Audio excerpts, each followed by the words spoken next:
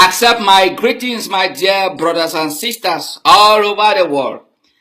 I am Reverend Father Eswa Andrew, a clerician missionary in the Holy Roman Catholic Church. If I am coming up today, it's because my heart is bitter. Many souls are departing from this Mother Earth every day on the soil of Southern Cameroon. We are losing talented men and women.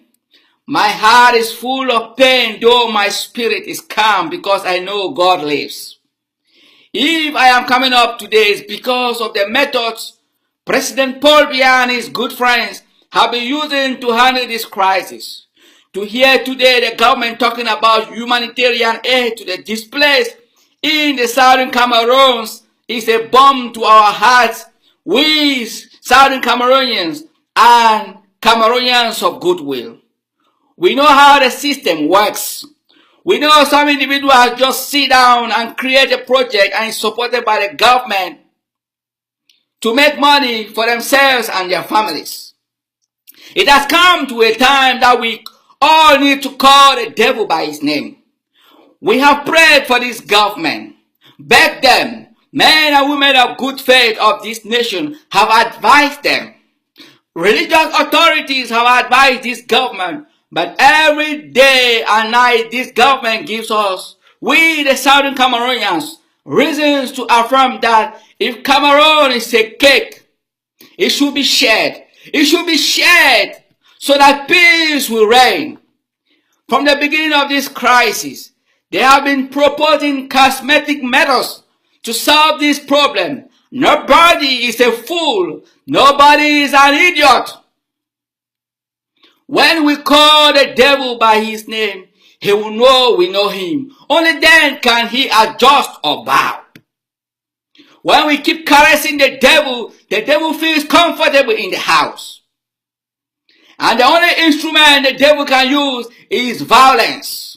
All the cosmetic methods Biya and his friends have been using to solve this problem is a sign that he is not ready to solve this problem. He has adamantly refused to face the truth. Not that he does not know the truth. He and his friends know the truth. They know what to do, but the devil they worship will not allow them do the right thing. They keep lying to themselves. That's why they keep lying to our brothers and sisters in the Francophone zone. Many of them don't know the truth of what is happening in the Anglophone zone. Oui, beaucoup de nos frères et sœurs francophones ne connaissent pas la vérité de ce qui se passe dans le côté anglophone. CRTV ne peut pas dire la vérité, ne peut pas montrer comment 76 villages sont brûlés par les militaires. CRTV ne peut pas montrer comment des enfants sont nés en forêt. CRTV ne peut pas montrer des jeunes qui sont tués. Même quand ils montrent, ils fabriquent les histoires. Ils disent non, ce sont des fausses informations. Même cette vidéo que tu fais, ils vont dire que c'est faux. Ce sont des vidéos montées. Ah non! Ce qui se passe dans le côté anglophone est terrible. C'est terrible, c'est la guerre. Nos frères et sœurs francophones ne sont pas insensibles. C'est parce qu'ils ont coupé des informations. Des radios, des télévisions sont interdits de parler de ces crises. Sont interdits même de montrer de vraies images de ces crises.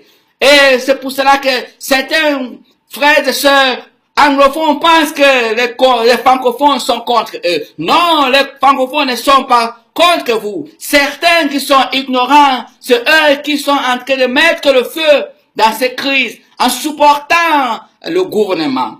Mais nos frères et sœurs francophones, le gouvernement savent que si ils connaissent la vérité, ils vont révolter, ils vont réagir, ils vont contrecarrer les actions. Mais parce que le gouvernement a réussi de les couper de toutes ces réalités, ils ne connaissent pas la vérité. Ils ne connaissent pas cette vérité. Que les frères et sœurs anglophones sont en train d'être tués, éliminés sur cette terre. Et même les enfants francophones sont envoyés là-bas comme des militaires pour aller mourir, pour aller faire face à la guerre, une guerre qui n'a pas de sens. Parce que le savoir-vivre ensemble est dérouté. où sommes des hommes et des femmes de bonne volonté de côté francophone pour s'élever, pour contrecarrer ce gouvernement avec ses méthodes diaboliques qu'il utilise pour que cette crise n'est là où ça se trouve, n'a même pas la paix, pour qu'il n'y ait pas la paix au Cameroun. Where are they, men and women of goodwill in this country, especially the Southern Cameroonians? Where are they? Where are they to rise up and organize themselves and defeat this power of darkness that is looming the air in Southern Cameroon, sucking the blood of our children? Where are you people? Why do you keep silent in the midst of genocide going on your own soil? More than 76 villages burned down, thousands displaced, many in prisons, many in Nigeria. Your own brothers and sisters are chased from their houses to the bushes, and you keep silent and watch. Some are buried in mass graves. Some give birth in bushes. I watched the image of the young lady that gave birth in the bush, a bouncing baby boy. What would this child say when he grows up? That my mother gave birth to me in the bush because President Pobia and his friends chased them from our house. Is that what a child would say? Is that a good history? Why do you keep silent? Why? Why do you allow selfish, demonic individuals that have sold their sorrows to the devil jeopardize the future of our children?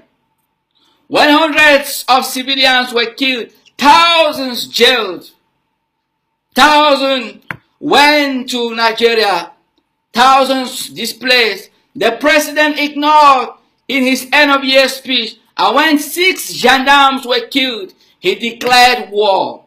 Don't you see that that is where his heart lies? Don't you see that that is where his heart lies?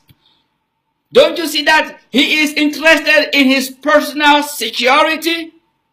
He declared the war and gave order for indiscriminate shooting by his protectors, the armed forces. We all are victims, either we like it or not. We are all not safe. For many years now, while fighting Boko Haram in the north of Cameroon, we have never heard of the military burning down any village. Are we blind to see it clearly that it is a war against us all Southern Cameroonians? Even the Anglophones working in Cameroon government, in their spirits, they know they are all prime suspects. Our children have been radicalized and they have picked up arms, something I have never thought of. All this because when they were silent, peaceful, they were killed. Now they have chosen to live or die by the gun. Violence has never solved the problem, but they are left with no option. What a pity! What a pity! What a society we are building before our own eyes. Today, they retaliate by killing the military men and women. These military men and women are also our children. These young men and women who have a future and want to enjoy life like others. Though they are military men, they want to enjoy life like others. They were not born to kill. Many of them have never dreamt of killing their own friends. Today, they find themselves in a situation whereby they have no option. They have no option than to do what they are doing. For those in the Cameroon military, I want to say to you, say to yourself, why are you fighting a senseless war? Why do you defend some selfish individuals whose main objective is to use you and accumulate wealth for their family and children? Why can't you change the game? Your generation still has a future. Your generation still has hope. Why do you Why do you put your lives at risk? Because you want to sustain some selfish individuals who can't even hold a gun. Some individuals who sit in their offices and send you to the bushes to go and hunt your own brothers and sisters. You entered the military not to kill your brothers and sisters. You entered the military to defend your brothers and sisters. What has happened to your souls? Don't you have heart again? Don't you have pity for your families who have suffered for years to bring you up only to lose you in a useless, senseless war? Comment nos frères francophones qui sont dans l'armée, comment vous vous sentez devant cette guerre qui n'a pas de sens? Réfléchissez encore, regardez-vous encore, posez-vous encore des questions. Pourquoi moi j'ai pas tué mes frères et sœurs? Pourquoi pas changer ce jeu? Pourquoi pas se mobiliser et changer ce jeu? Votre vie est précieuse, vous êtes encore jeune et vous êtes en train de défendre ceux qui ont déjà fait leur vie. Ils ont déjà fait leur vie. Ils ont déjà accumulé assez d'argent pour leur famille, pour eux-mêmes. Et vous êtes en train de mettre vos vies en danger. Et aujourd'hui, on a baptisé vos frères et sœurs comme des terroristes. Et vous luttez, vos frères et sœurs, comme des terroristes avec ces idéologies. C'est juste une idéologie créée pour vous donner la force pour lutter contre vos frères et sœurs. Alors où c'est faux. C'est faux. Ce ne sont pas les terroristes. Ce sont vos frères et sœurs. Et dans la guerre, n'importe qui est victime. Pourquoi pas prendre soin de vos vies? Pourquoi pas faire comme d'autres nations? I still ask again, where are the good people in southern Cameroon? Why are you silent? Why allow these children to kill themselves? Many of us never believe in Amazonia. Many of us never believe in Amazonia. Today we have been convinced forcefully by the Cameroon government to believe in it. What we are experiencing today in Cameroon is a result of so much confidence and trust given to one citizen called the president. We have over the years loved him. We have loved the president of this country, Cameroon. We have overloved him, trusted him, such that each time he wanted to change or modify the constitutions to protect himself or give himself more powers, those who represented us at the parliament always said, yes, go ahead, Papa. Papa, go ahead. You are wonderful. Papa will support you. Papa, you are the best in the world. He has changed the constitutions such that he is not walking out of law today. He is walking within the law. He has the power to decide who is supposed to die and who is supposed to live according to the constitution. Even you, the makers of laws. You all have made yourselves little puppets in his hand. Look at how he treated our own brothers, Justice Aya. His friend Chiruma Bakari, in one of his press conferences, said, Pobia is like God who shares the sun wherever he wants it to shine. And George want to compare him to Jesus Christ, the Savior. Can't you people see? Can't you people see at the spiritual realm where these souls are being captured and kept, and they praise this our own brother who is called the president of the country? What have we not seen? And the worst is still ahead of us. If men and women of goodwill do not wake up from their slumbers and knock all the doors that can come to the aid of the poor who have become the real victims. The hour has come where we are hearing and seeing blood for blood, wickedness for wickedness, sword for sword, fire for fire. For how long will this hatred and anger be quenched so that peace will reign. For the Southern Cameroonians, elites, President Paul Biya and his friends, you might think I am making a noise, but very soon you shall begin to look for where to hide your heads. Very soon you will begin to look for where to hide your heads. Very soon. Full of shame and disgrace. You shall regret it, and your children will regret it. The earlier you change, the better for you. Your names will be written under the archives of the wicked. In the history of Cameroon, each generation to come will remember your wickedness. Their children will never like to hear about your names. Each generation to come will remember your wickedness. Your names will provoke anger in their souls.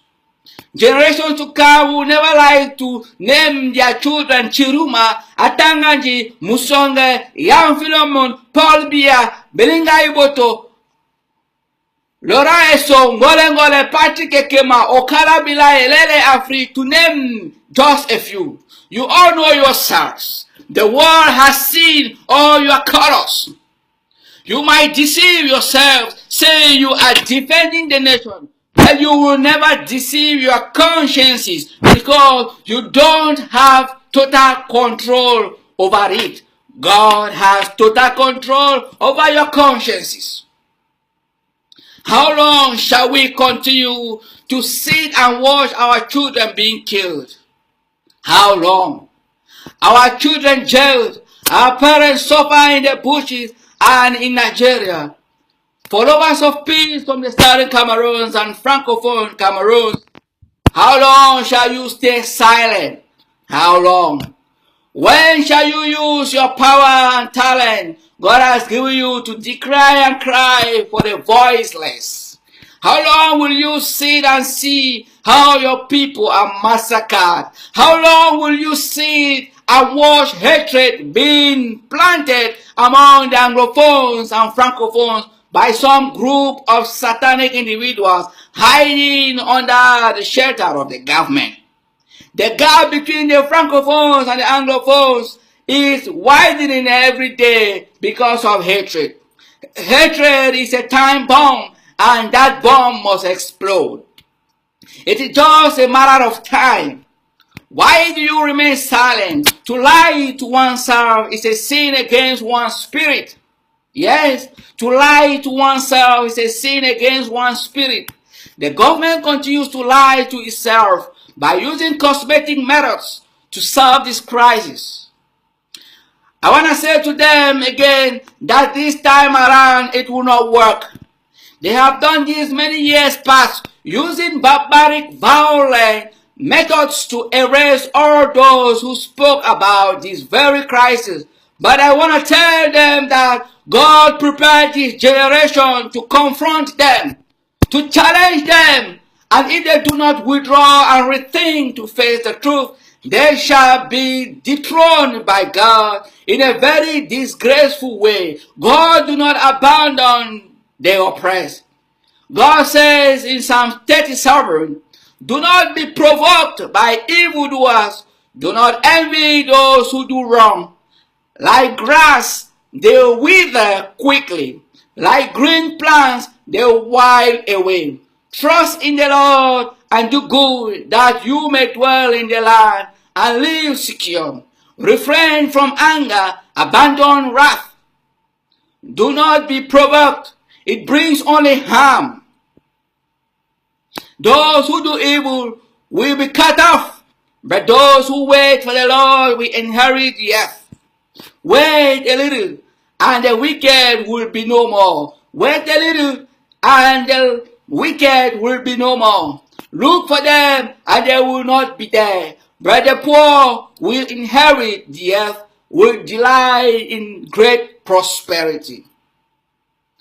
My dear brothers and sisters, the cry of Southern Cameroonians is legitimate. It's legitimate. Southern Cameroonians, Southern Cameroonians are a people. They once had a prime minister. They once had a parliament. They once had governance. They once controlled themselves. They have right. They have right. It is their birthright. And nobody can take that from them. Face it justly and regain peace, or ignore it and regret it your whole life. During the Mexican crisis, God said, it's enough, and it was. During the crisis of Czechoslovakia, God said, it's enough, and it was enough. Even bombs refused to explode. During the crisis of Eritrea, God said, it's enough, and it was enough. Just to name a few, for the crisis to have stayed up to this land, don't you see and hear the voice of God? The more you close your eyes, the more His voice will resound in your soul. Because you can't stop it. You can't stop it.